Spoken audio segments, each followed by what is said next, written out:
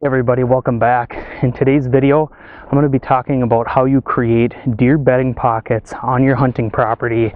And there's something up ahead that I want to show you. I think you're going to like. It's already working on my land. I'm going to show you exactly how I did it and how you can do it on your property.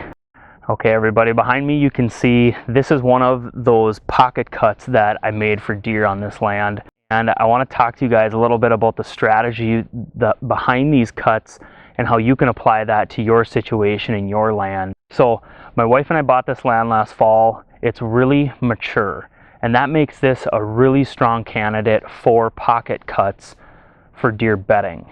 So the general theory here, the general concept is mounting an overstory is too heavy up top. It's blocking out the sunlight is the general concept. It's preventing that photosynthesis from occurring down on the ground floor, which is where the deer are at and which is where we need photosynthesis happening. What I've done here on my property is I've opened up a series of these pocket cuts, and these cuttings are about the size of, say, a house.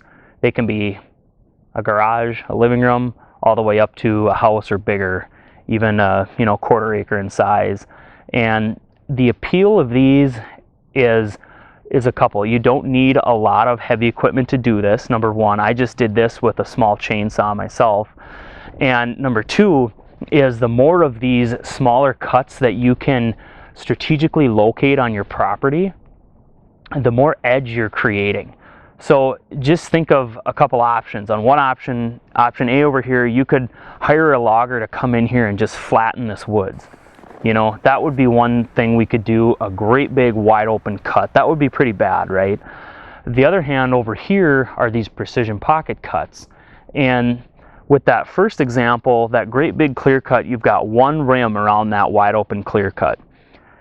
And that's the only transition zone you would have. In these series of smaller pocket cuts, you've created meandering and slithering transition zones all throughout your property, which is what those whitetails crave, which is where in a lot of areas you get that explosion of brush and young regrowth, and you explode that bud density down low to the ground where deer can reach it. And that's what deer want, and that's what I'm creating right here with this pocket cut. Now I've done 3 of these. Again, mine are about the size of a house, let's say, maybe not quite that big. Position them in sort of this satelliting, orbiting nature around my food source out here.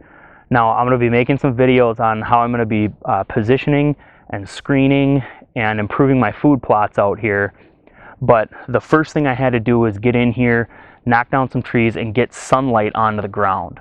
You know, a third option that some folks talk about and you know would be better than not doing anything at all, that's a select cut. And depending on how you have that select cut done, if you have a heavy dense stand of trees with a really thick crown, if you're only taking one tree every other tree or every 4th tree, you may not be creating enough of a pocket to get to splash that sunlight footprint down on the ground and actually get a clone and a stand of young stemmy regrowth and that high bud density, that high regeneration value coming back up. That's why I like the pockets. Again, they're easy to put in, and I can really strategically locate these things anywhere I want on my property. And the other thing is, if you hire a logger, they're probably not going to be nearly as careful as you are on your property. And I'm extremely careful. Every tree I cut down has a purpose and a reason, and this pocket cut behind me is just perfect. So what this is doing right here, right now, I can see is a couple things. Right now it's putting side cover down, and it's making this property feel larger. So instead of being able to see 80 yards or 100 yards in any given direction, as I knock in these pocket cuts around my food source, that's creating visual, physical barriers for those deer. So it's going to create a bedding opportunity around the rim of this pocket cut. It's creating a visual barrier on my property to make it feel bigger, to make it hunt bigger, and it increases the carrying capacity for the deer on this property. And the third thing it's going to do is this spring and summer, when this woods comes to life and these trees and plants pull themselves out of dormancy as the days start to warm up and get hotter here, we're just going to get that incredible regrowth here in these pockets. So it's really threefold.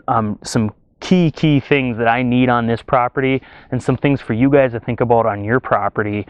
And the other part of this that I'll add is right now is the perfect time of year to get in here and do this. It's actually February right now, and these trees are completely dormant. This is a perfect time to do it. Now, actually, where I'm at here in this part of the state, the snow is really deep. And so I got my wool pants on and my Mickey Mouse boots, filming this video right now, but I wanted to take you back here and show what I did actually before we got all this snow. But it's not too late to get in here and make these pocket cuts on your property. Now, you guys, before you get too gung-ho and just start leveling trees out on your property, I want you to really stop and think about where you're going to put these pocket cuts. It's pretty permanent when you take down a 40-year-old aspen tree, for example. I want to put mine in spots where I want the deer to come from when they enter my food plot.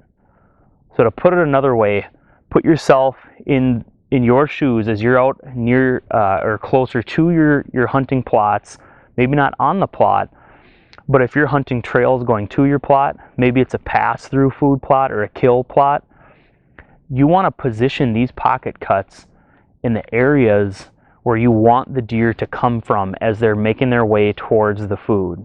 So I've really thought that through on this property, and I have two main bedding areas that I want the deer to bed, where I want them to hold during the daylight hours. This is one of them right here behind me, and when they are going to be coming out into the food plot headed this way, I can hunt these trails, this confluence of movement as these deer make their way towards the food plot in the evening. I can get right over here in between this bedding area and that food source with a west wind, which is predominant in this area, and I can effectively hunt those trails without the deer smelling me.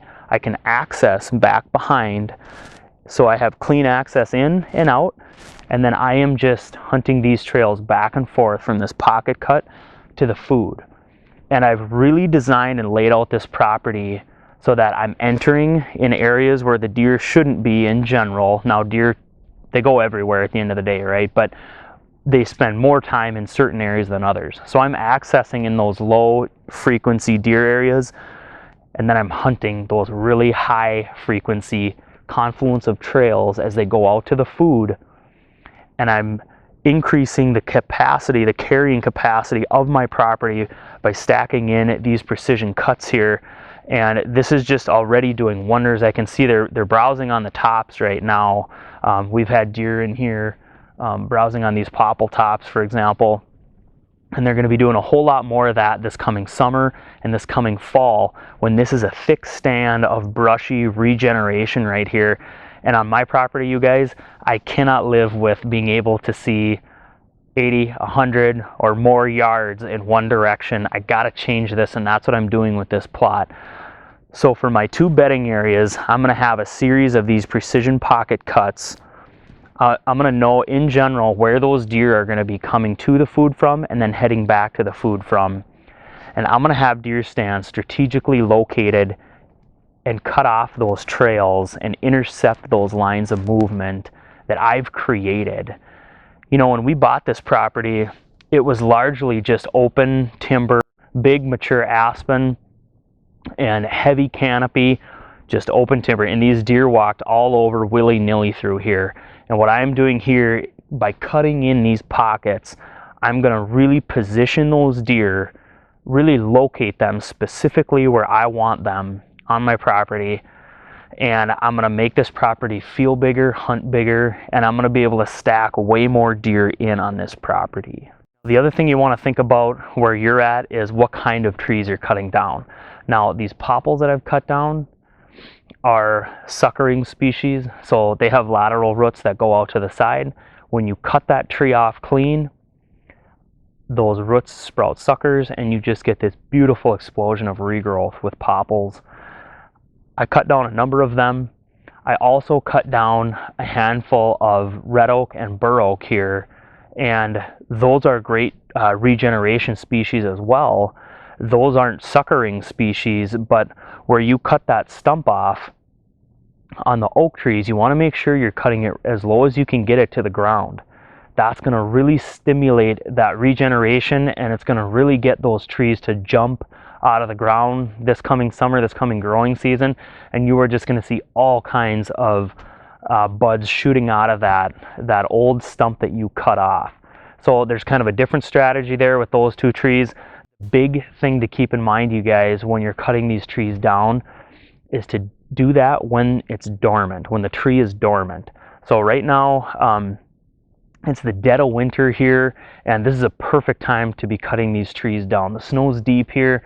What you guys are seeing behind me, this is an example of one that I actually did back in early December. I cut this one, and so a whole bunch of snow has fallen since then.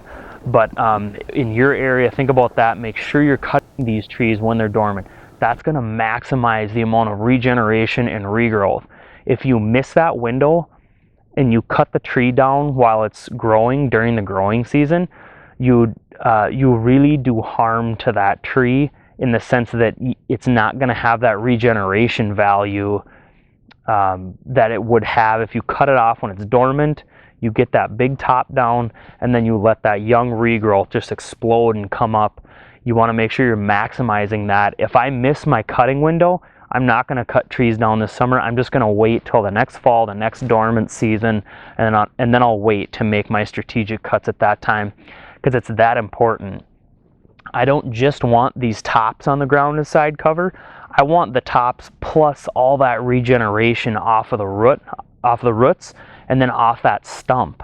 I'm trying to maximize the amount of fiber that I got on the ground here on my property in the form of those tops as they decay over time, and that woody regeneration, that daytime browse. This right here, you guys, this is going to be like a bed and breakfast for deer. I mean, they're going to have beautiful bedding cover right here. As this, it's hard to imagine now, but when this comes back really thick, brushy, young aspen, hazel brush, they're going to be bedding around here. They're going to be feeding around here. Think about that in your hunting spot. How can you use these pocket cuts to your advantage? They're doing wonders on my land already. I can see they're giving the deer some wintertime browse. It's already making my property feel thicker and denser and bigger, because I can't see from end to end of it.